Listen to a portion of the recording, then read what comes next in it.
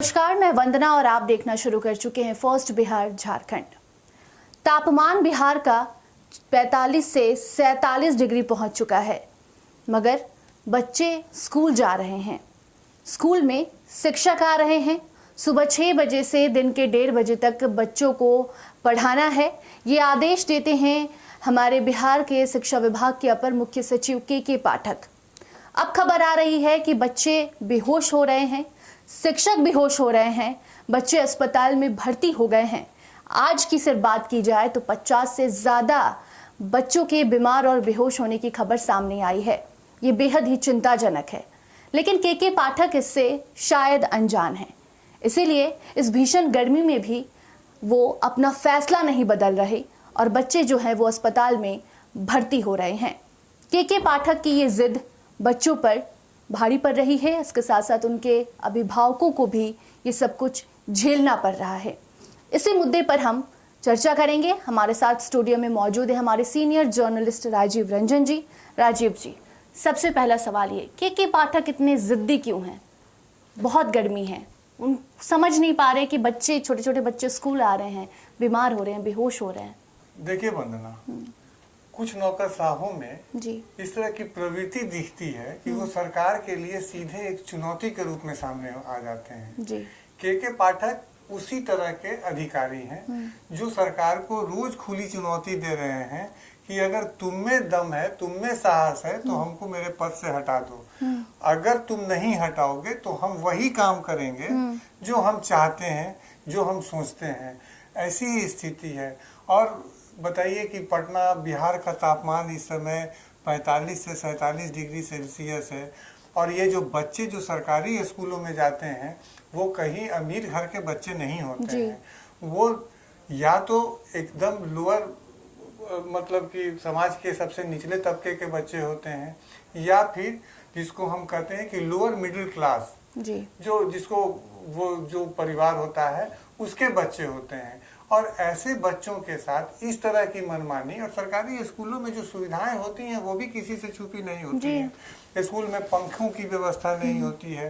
कई स्कूल तो ऐसे हैं जो बिना भवन के ही चलते हैं। तो ऐसी स्थिति में इस तरह के जो फरमान आ रहे हैं के पाठक के, ये अब शिक्षकों पर ही नहीं, सिर्फ शिक्षकों के लिए नहीं, अब बच्चों पर और बच्चों के अभिभावकों पर भी इस तरह के फरमान काफी भारी पड़ने लगे हैं। लगातार राज्य भर से खबरें आ रही हैं। कल देख रहा था मैं कि छपरा से भी खबर आई थी कि वहाँ भी 20 छात्राएं एक स्कूल में बेहोश हो गई।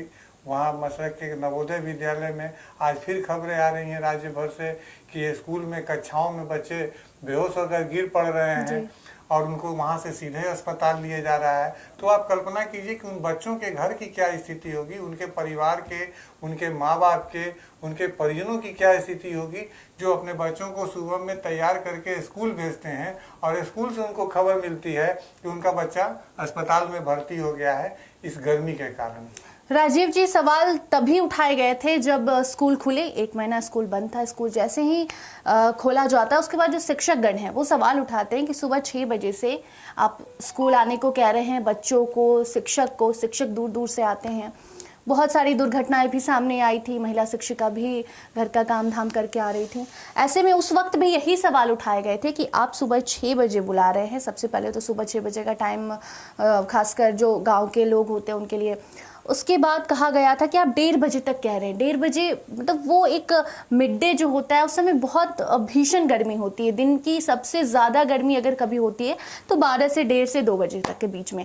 आप कह रहे हैं कि आपको सुबह 6 से 1:30 बजे तक स्कूल में रहना है।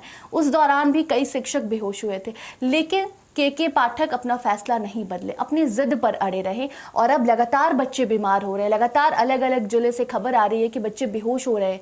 अभी भी के पाठक कुछ नहीं कह रहे।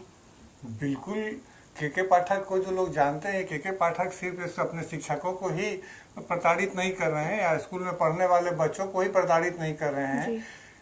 के पाठक बिहार सरकार के एक ऐसे आईएएस अधिकारी हैं जो न मुख्यमंत्री की बात मानते हैं। मुख्यमंत्री ने भी पहल की थी स्कूल की टाइमिंग को ठीक करने के लिए, लेकिन उन्होंने उनकी भी बात नहीं मानी।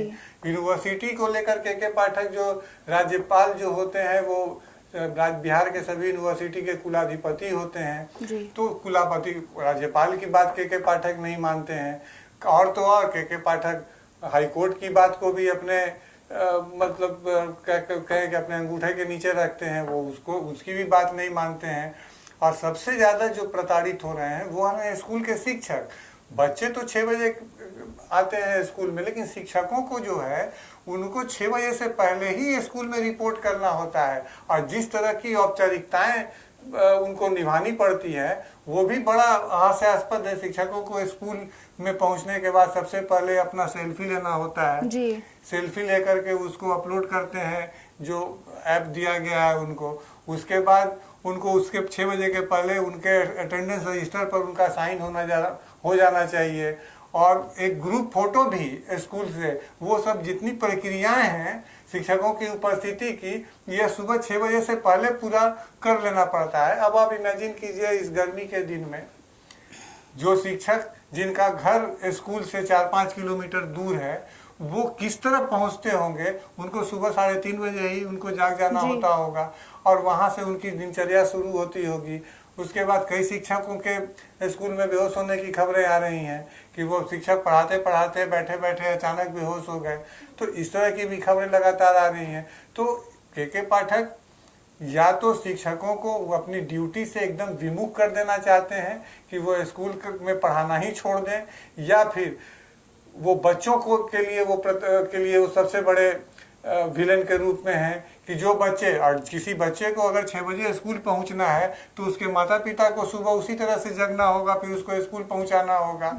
तो और ये जो स्कूल है सरकारी, इनमें सुविधाएं किसी से छुट्टी नहीं है। कोई शिक्षक को कोई वहाँ पर स्कूल के आसपास कोई रेजिडेंशियल सुविधा नहीं मिली होती है, वो 4 किलो 5 किलोमीटर दूर 10 किलोमीटर दूर से स्कूल आते हैं जी। तो इस तरह जो के पाठक जो है वो कब सरकार के साथ उन्होंने खेल लिया, हाईकोर्ट के साथ खेल लिया, राज्यपाल के साथ खेल लिया, लेकिन अब उनका जो खेल है वो बच्चों और शिक्षकों दोनों के जान पर भारी पड़ने लगा है। जी राजीव जी, इस बात से इनकार नहीं किया जा सकता कि के पाठक जब से अपर मुख्य सचिव बनाए गए हैं शिक्षा विभाग के, तब से बहुत बदलाव देखने को मिल रहा है। सरकारी स्कूल के शिक्षकों में, बच्चों में, बच्चे ज़्यादा जागरूक हो रहे हैं पढ़ाई को लेकर।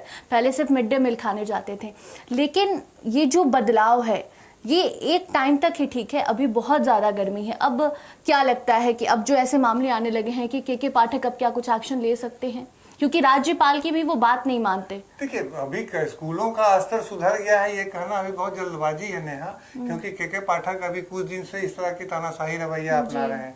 जो बच्चों जो स्कूल का जब रिपोर्ट आएगी, बच्चों के रिजल्ट के बाद जो रिपोर्ट बिहार सरकार के पास आएगी, उससे पता चलेगा कि बच्चों को की शिक्षा व्यवस्था में क्या बदलाव आया है। लेकिन जिस तरह से आप बैठे बैठे जिस तरह के फरमान जारी किए जा रहे हैं, हम लोग भी स्कूल में पढ़ते थे, आप भी पढ़ती होंगी स्कूल में, तो गर्मियों की छुट्टी होती थी, गर्मियों की छुट्टी होती होगी, गर्मी की छुट्टी का बच्चे इंतजार करते हैं कि वो उनके मौज मस्ती का महीना होता है।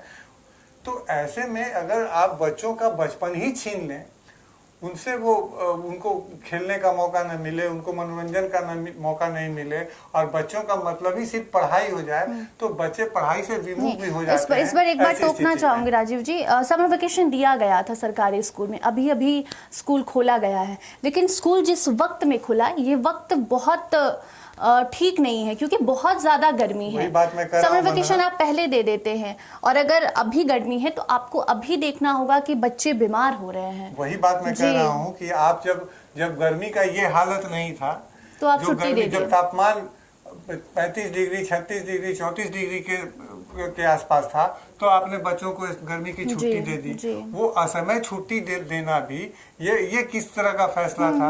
और जब अब तापमान 45 डिग्री 44 डिग्री से लेकर 47 डिग्री तक है पूरे राज्य में, और उस समय आप बच्चों को स्कूल बुला रहे हैं, तो इस तरह की जो टाइमिंग जो है, और वो भी आप देख रहे हैं राज्य में, पूरे देश में इस समय चुनाव का माहौल है, बिहार में भी शिक्षकों की भी चुनाव में ड्यूटी लगाई जाती है।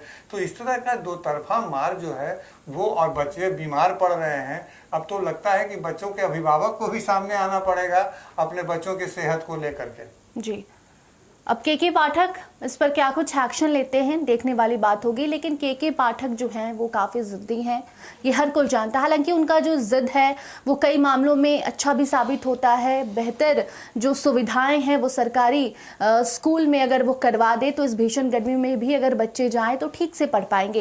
लेकिन सरकारी स्कूल की जो सुविधाएं हैं वो किसी से नहीं छिपी। सरकारी स्कूल में पंखा तक ठीक नहीं होता, एक छोटे से कमरे में कई सारे बच्चे पढ़ रहे होते हैं। ऐसे में स्कूल में जब बच्चे पहुंच भी जा रहे हैं, उन्हें वहां वो सुविधा नहीं दी जा रही है, तो बच्चे बेहोशी होंगे। अब इसकी जिम्मेदारी के पाठक लेते हैं या नहीं देखने वाली बात होगी, क्योंकि लगातार बिहार के अलग अलग जिलों से ये मामले सामने आ रहे हैं।